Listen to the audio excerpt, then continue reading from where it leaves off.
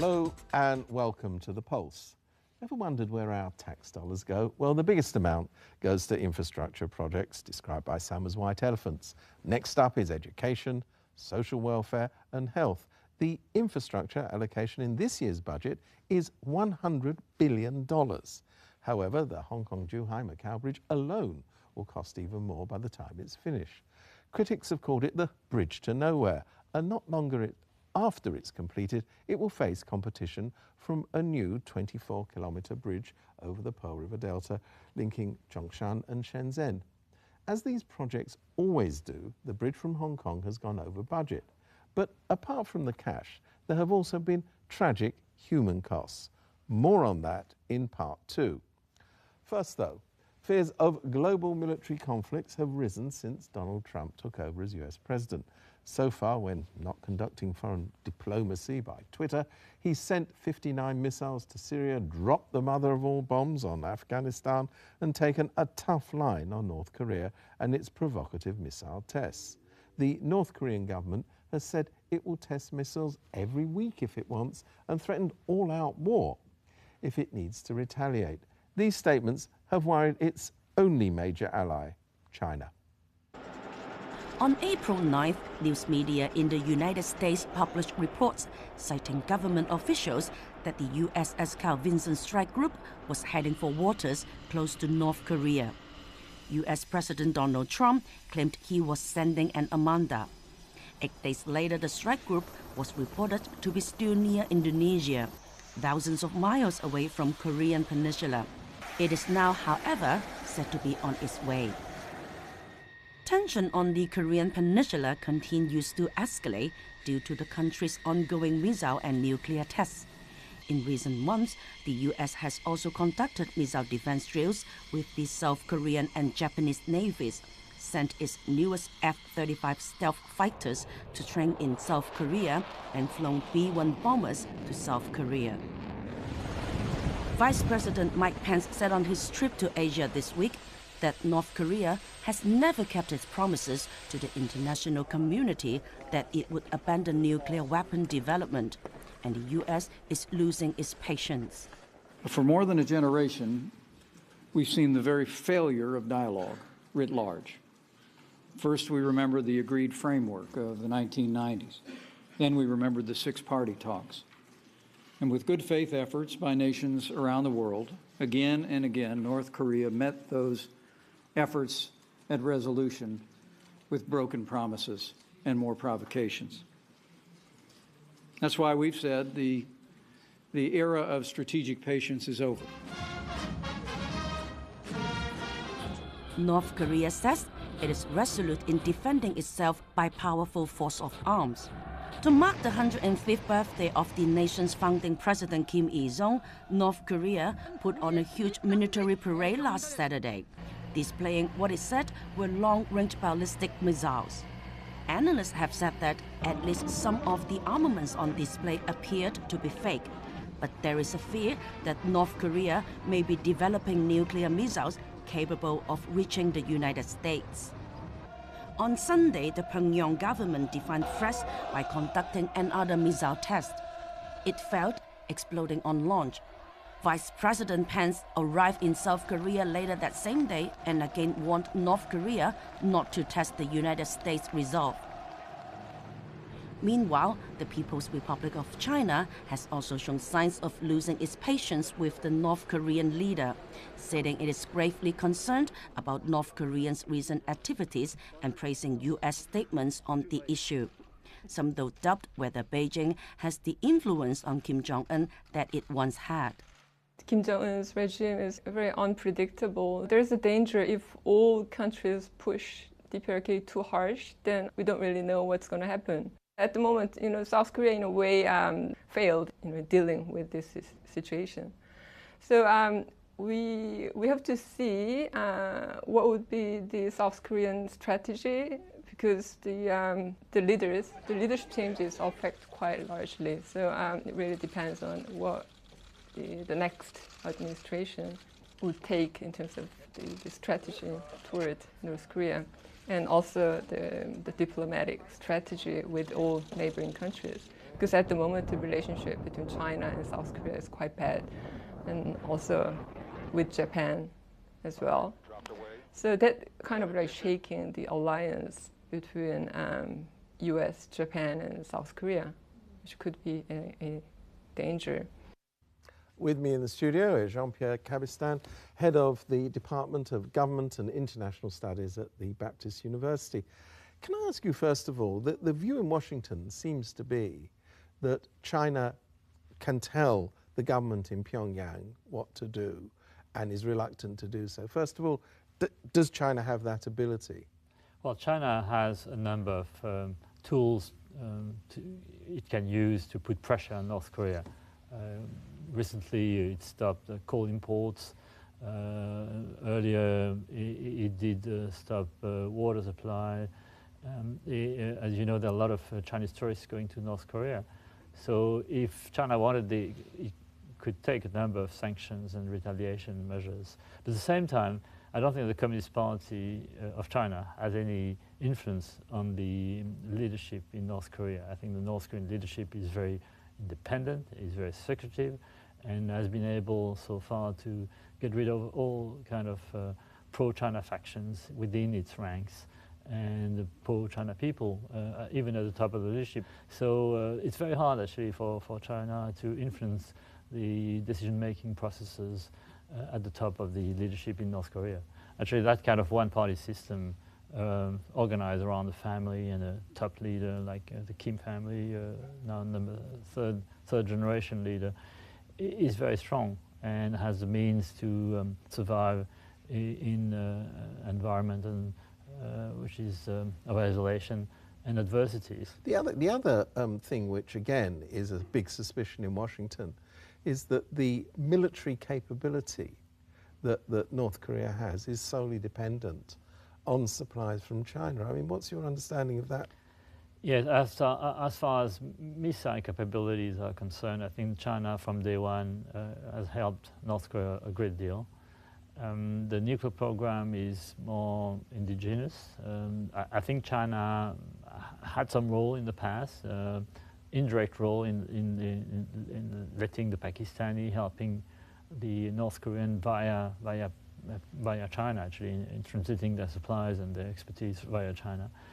But I think today they kind of regret it. You think there are still supplies coming into North Korea to help the nuclear program? I think they supply the technology, and the missiles themselves are built in North Korea. So I don't think that the Chinese are exporting missiles. That would be too dangerous. That would go against the sanctions China endorsed at the United Nations Security Councils. The Chinese line that we hear from the Foreign Ministry more or less every week is everybody needs to return to the negotiating table. China itself will play a large role if there is a resumption of bilateral, trilateral or multilateral talks, whatever they turn out to be. I mean, how realistic is that as a scenario? Not in the short term. I think the six-party talks are dead. I mean, the talks which involve both Koreas, Japan, Russia, China, and the US are dead. I think the two major players are China and the US. And the important, of course, objective of China is to sort of resume direct talks between the United States and North Korea. But North Korea is not helping very much. It's taking making a number of moves, which actually has made those talks less likely in the coming, weeks and months. I mean, do you see any tangible American policy that makes some sort of coherent sense here? Well, as the Trump administration has said, their strategic patience is running out. So they want to put additional pressure on North Korea. The first one is to try to convince China to exert more pressure, to adopt more tougher sanctions, but also for the US administration to do more by itself. And I would see among these elements of continuity two things: adopting more stricter financial sanctions against North Korea, try to isolate North Korea. And I think a very important part of the Trump administration strategy is cyber security and cyber attack.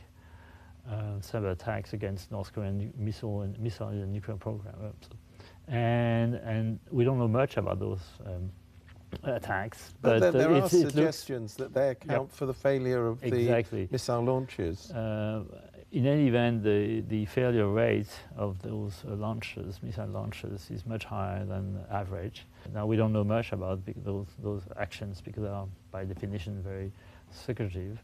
But at the same time, I see the Trump administration moving even more than the Obama administration in that direction, rather than embarking into launching surgical strikes against North Korean missile on bases or nuclear facilities, because everyone knows in the US that the side effects will be terrible. I mean, the consequences will be possible devastation and destruction of Seoul, which is just 50 kilometers south of the DMZ. Well, Jean-Pierre Cabestan, thank you very much indeed. We'll be back after the break.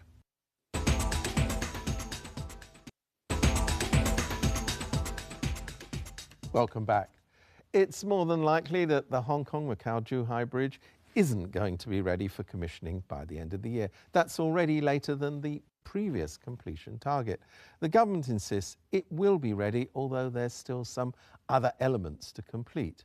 It's 34 years since Hopewell Holdings founder Gordon Wu first suggested the idea. Agreements on funding were reached between Hong Kong, Macau and Zhuhai in 2008. As has been the case for all major infrastructure projects, it's gone way over budget. The expected final sum continues to rise, even as I speak. But it's not only in financial terms that the project has proved costly.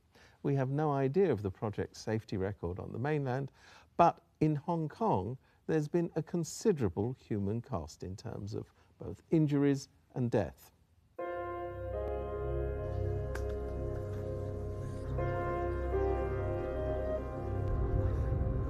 The Hong Kong-Zhuhai-Macau bridge, which is, according to the government, expected to be ready by the end of this year, is said to be one of the world's longest bridges above water. But some of those working on it see it as a blood and sweat project. On March 29th, 3 overseas workers fell into the sea at a construction site at the Hong Kong Link Road, one of the main parts of the project. 2 died, 1 was rescued. Workers who witnessed the incident say the men were dismantling a temporary working platform suspended beneath a viaduct. Supporting cables snapped and the platform plunged into the sea, dragging the 3 workers hooked to it by harness beneath the water. None were wearing independent lifelines. Another 2 workers on the bridge were injured by the snapping cables. Since the project began in 2011, 10 workers have died, and official statistics say that 277 have been injured. However, media reports show that as many as 600 workers suffered injury. The Labour Department has suspended construction at the part of the site where the fatalities occurred and is investigating why the platform collapsed. 呢個叫沿岸的路上建築防止工人墮下呢個條例入邊咧，已經好明顯咧，已經好清晰寫咗啦。你要提供一個獨立嘅安全繩俾我哋工友去用。如果嗰3個工友咧喺呢個工作台上面做嘢嗰時，你穿過橋面放3條繩，一人掛住一個咧，實係可以避免呢個悲劇嘅。 But the lack of independent lifelines was not the only problem. One worker who saw the incident from beneath the bridge says the platform collapsed because workers on the bridge were trying to lift the platform even as workers below were dismantling it. There was no clear instruction from the management and no one was there to supervise them, and they often have to work without proper equipment. He says the loss of his fellow workers devastated him. They never try to estimate the risk of job that how they are or we are doing. There may be lots of people, but no one supervised. One of the guys that after the accident, I shouted to him because why you didn't let us know that before you're practicing lifting this one. And he said that we got off pressure pressure to finish the job. And I told him we also have a pressure to finish the job, but we always try to do it in a safe way. You're doing very unsafe way. You cannot say, but we just get the pressure from higher level. Last Thursday in Ledco, representatives from the Labour Department and the Highways Department attended a special meeting to discuss safety measures during the bridge construction. They admitted that under the Occupational Safety and Health Ordinance, workers should not have been hooked up to a temporary working platform. 如果嗰個平台係一個臨時平台，而下面冇支撐嘅話咧，喺個臨時平台下面沒有承托嘅話咧，我哋係不認同呢個係一個安全嘅做法。杜絕死亡意外，分判制度，屠殺工人。That same day, outside of Ledco, the Labour Party and the Construction Site Workers General Union asked the government to review the safety procedures for workers at the site. The Labour Party's chairperson, Suzanne Wu, says a representative from Dragage Hong Kong, one of the main contractors, insisted they have not breached any ordinance and maintained that it's acceptable for workers to secure harnesses to any working platform, including temporary ones. In response to questions from the Pulse, a spokesperson for Dragage said this week that as the incident is the subject of ongoing investigations, it would be inappropriate to make any comments as to the details of the incident at this particular juncture.